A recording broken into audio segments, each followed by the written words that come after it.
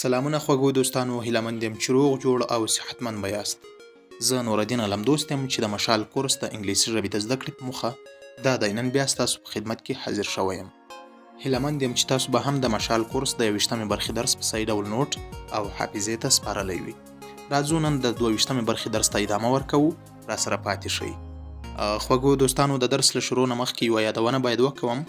که مو زموږ د یوټیوب چینل سبسکرایب کړی نه وي، کولی شئ چې د سبسکرایب تڼۍ ته لاړ شئ، هغه در سره کلیک کړئ تر څو زموږ هره نوې اپلوډ شوې درسي ویډیو ستاسو مخې ته راشي. مننه کوم، ملتیا مو وکوئ. نو خوږو دوستانو، نور وخت نه ضایع کوو. راځو د جملو د برخې درس ته چې تلفظ او معنا کوو. د سنټنسز پارت یا د جملو په دې برخه کې اولې جملې ته ځیر شئ. د اولې جملې تلفظ به څنګه کوو؟ It is very cold today. تلفظ یې څنګه کوو؟ It is very cold today. په پښتو کې معنا څنګه ده؟ نن ورځ ډیره سړه ده. It is very cold today. نن ورځ ډیره سړه ده. تلفظ یو ځل بیا تکراروو. It is very cold today. نن ورځ ډیره سړه ده. که مو یو څه تیز ویو، It's very cold today. نن ورځ ډیره سړه ده. نو خوږو دوستانو، له اولې جملې نه تیریږو. راځو دوهمې جملې ته. د دوهمې جملې تلفظ به څنګه کوو؟ Where is the nearest hospital. تلفظ یې څنګه کوو؟ Where is the nearest hospital. په پښتو کې معنا څنګه ده؟ تر ټولو نږدې روغتون چیرته دی؟ Where is the nearest hospital. تر ټولو نږدې روغتون چیرته دی؟ تلفظ یو ځل بیا تکراروو. Where is the nearest hospital. تر ټولو نږدې روغتون چیرته دی؟ له دوهمې جملې نه هم تیریږو. راځو درېیمې جملې ته. د درېیمې جملې تلفظ به څنګه کوو؟ Please come inside. تلفظ یې څنګه کوو؟ Please come inside. په پښتو کې معنا څنګه ده؟ مهرباني وکړه دننه راشه. Please come inside. مهرباني وکړه دننه راشه. تلفظ یو ځل بیا تکراروو. Please come inside. مهرباني وکړه دننه راشه. نو خوږو دوستانو، له درېیمې جملې نه هم تیریږو. راځو څلورمې جملې ته. د څلورمې جملې تلفظ به څنګه کوو؟ The food is very tasty. تلفظ یې څنګه کوو؟ The food is very tasty. په پښتو کې معنا څنګه ده؟ خواړه ډیر خوندور دي. The food is very tasty. خواړه ډیر خوندور دي. تلفظ یو ځل بیا تکراروو. The food is very tasty. خواړه ډیر خوندور دي. له څلورمې جملې نه هم تیریږو. راځو پنځمې جملې ته. د پنځمې جملې تلفظ به څنګه کوو؟ I want to learn English fast. تلفظ یې څنګه کوو؟ I want to learn English fast. په پښتو کې معنا څنګه ده؟ زه غواړم انګلیسي ژر زده کړم. I want to learn English fast. زه غواړم انګلیسي ژر زده کړم. نو خوږو دوستانو، د جملو په اوله برخه کې مو 5 جملې تلفظ او معنا کړې. زو د جملو دوهمې برخې ته راسره ملتیا وکوئ. نو خوږو دوستانو، د جملو دوهمې برخې ته هم ښه راغلاست. درته وایم د جملو په دوهمه برخه کې اولې جملې ته ځیر شئ. د اولې جملې تلفظ به څنګه کوو؟ They live in a small town. تلفظ یې څنګه کوو؟ They live in a small town. په پښتو کې معنا څنګه ده؟ هغوی په یوه کوچني ښار کې ژوند کوي. They live in a small town. هغوی په یوه کوچني ښار کې ژوند کوي. تلفظ یو ځل بیا تکراروو. They live in a small town. هغوی په یوه کوچني ښار کې ژوند کوي. نو خوږو دوستانو، له اولې جملې نه تیریږو. راځو دوهمې جملې ته. د دوهمې جملې تلفظ به څنګه کوو؟ The kids are running. تلفظ یې څنګه کوو؟ The kids are running. په پښتو کې معنا څنګه ده؟ ماشومان منډې وهي. The kids are running. ماشومان منډې وهي. تلفظ یې یو ځل بیا تکراروو. The kids are running. ماشومان منډې وهي. له دوهمې جملې نه هم تیریږو. راځو درېیمې جملې ته. د درېیمې جملې تلفظ به څنګه کوو؟ He is my neighbor. تلفظ یې څنګه کوو؟ He is my neighbor. په پښتو کې معنا څنګه ده؟ هغه زما ګاونډی دی. He is my neighbor. هغه زما ګاونډی دی. تلفظ یو ځل بیا تکراروو. He is my neighbor. هغه زما ګاونډی دی. خوږو دوستانو، له درېیمې جملې نه هم تیریږو. راځو څلورمې جملې ته. د څلورمې جملې تلفظ به څنګه کوو؟ I want to buy a new phone. تلفظ یې څنګه کوو؟ I want to buy a new phone. په پښتو کې معنا څنګه ده؟ زه غواړم نوی تلیفون واخلم. I want to buy a new phone. زه غواړم نوی تلیفون واخلم. تلفظ یو ځل بیا تکراروو. I want to buy a new phone. زه غواړم یو نوی تلیفون واخلم. له څلورمې جملې نه هم تیریږو. راځو پنځمې جملې ته. د پنځمې جملې تلفظ به څنګه کوو؟ It is a sunny day. تلفظ یې څنګه کوو؟ It is a sunny day. په پښتو کې معنا څنګه ده؟ نن لمرینه ورځ ده. It is a sunny day. نن لمرینه ورځ ده. تلفظ یو ځل بیا تکراروو. It is a sunny day. نن لمرینه ورځ ده. نو خوږو دوستانو د جملو په دوهمه برخه کې مو هم 5 جملې تلفظ او معنا کړې. هیله مند یم چې په تلفظ او معنا یې پوه شوي یاست. ځو د ورډز پارت یا د لغتونو برخې ته راسره پاتې شئ. نو خوږو دوستانو د ورډز پارت یا د لغتونو برخې ته هم ښه راغلاست درته وایم. د ورډز پارت یا د لغتونو په برخه کې اول لغت ته ځیر شئ. د اول لغت تلفظ به څنګه کوو؟ کاپی رایټ. تلفظ یې څنګه کوو؟ کاپی رایټ. په پښتو کې معنا څنګه ده؟ د چاپولو حق. کاپی رایټ د چاپولو حق ته وایي. COPYRIGHT.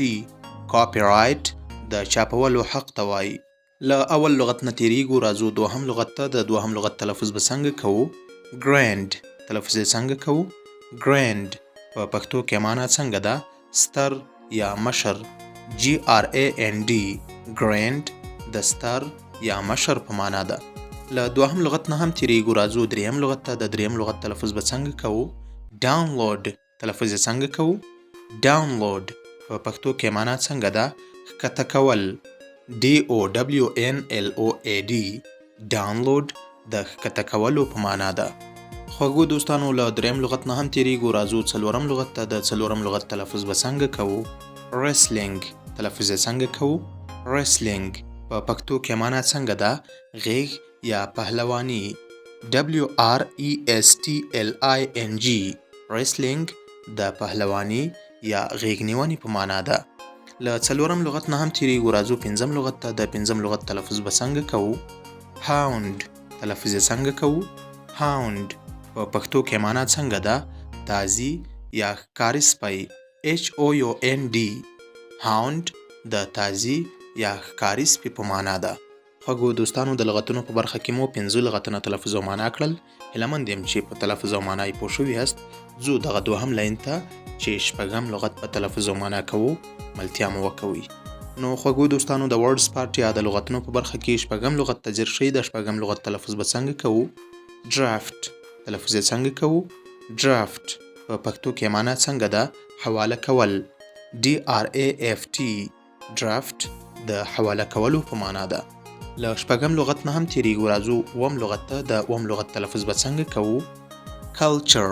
تلفظ یې څنګه کوو؟ کلچر. په پښتو کې معنا څنګه ده؟ فرهنګ. کلچر د فرهنګ په معنا ده. CULTURE. کلچر فرهنګ ته وایي. له اووم لغت نه هم تیریږو، راځو اتم لغت ته. د اتم لغت تلفظ به څنګه کوو؟ زیسټفul. تلفظ یې څنګه کوو؟ زیسټفul. په پښتو کې معنا څنګه ده؟ خوندور یا مزهدار. زیسټفul خوندور ته وایي. ZESTFUL. زیسټفul د خوندور په معنا ده. له اتم لغت نه هم تیریږو، راځو نهم لغت ته. د نهم لغت تلفظ به څنګه کوو؟ ریکشن. تلفظ یې څنګه کوو؟ ریکشن. په پښتو کې معنا څنګه ده؟ عکس العمل. REACTION. ریکشن عکس العمل ته وایي. له نهم لغت نه هم تیریږو، راځو لسم لغت ته. د لسم لغت تلفظ به څنګه کوو؟ کایب. تلفظ یې څنګه کوو؟ کایب. په پښتو کې معنا څنګه ده؟ د پښو چاودي. کایب د پښو چاودو ته وایي. KIBE. کایب د پښو چاودي. نو خوږو دوستانو د ورډز پارت یا د لغتونو په برخه کې مو 10 واړه لغتونه تلفظ او معنا کړل. هیله مند یم چې په تلفظ او معنا یې پوه شوي یاست. له ځان سره یې په بار بار تکرار، نوټ او یاد یې کړئ. نو خوږو دوستانو د ورډز پارت یا د لغتونو برخه په همدې ځای پای ته رسوو. ځو په دریمه برخه کې د ګرامر پارت یا ګرامر برخې ته ملتیا مو وکوئ.